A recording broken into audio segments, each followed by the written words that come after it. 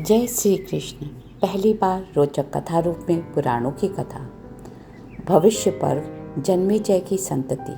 Episode 59 Harivansh पुराण। सूत पुत्र उग्रश्रवा कहते हैं परीक्षित कुमार जन्मेजय की पत्नी काशीराज कन्या वपुष्टमा के गर्भ से 2 पुत्र हुए। चंद्रापीड़ जो राजा हुए और सूर्यापीड़ जो मोक्ष धर्म के ज्ञाता थे।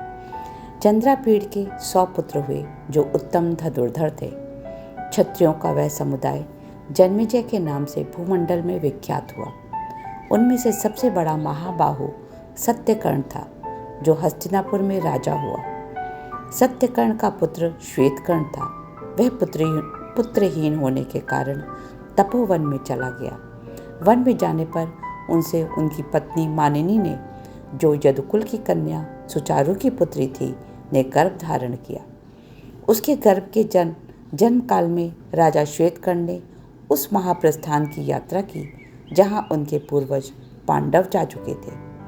उन्हें जाते देख मानिनी भी गर्भिणी अवस्था में ही उनके पीछे पीछे चल दी।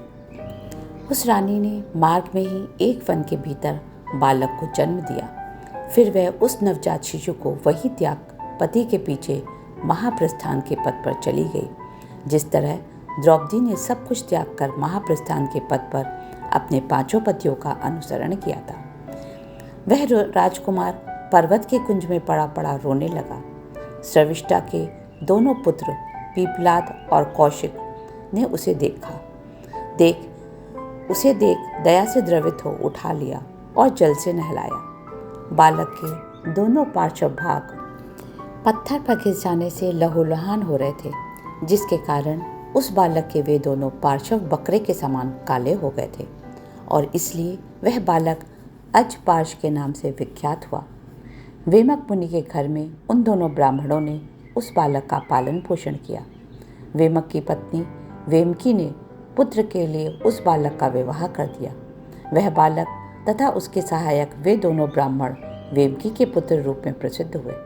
उन तीनों के पुत्र और पौत्र एक ही काल में हुए और समान काल तक जीवित रहे। इस प्रकार यह पौरव तथा पांडव वंश भूतल में प्रतिष्ठित हुआ। जय Shri Krishna.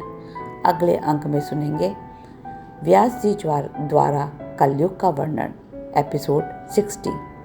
Please don't forget to like, share and subscribe.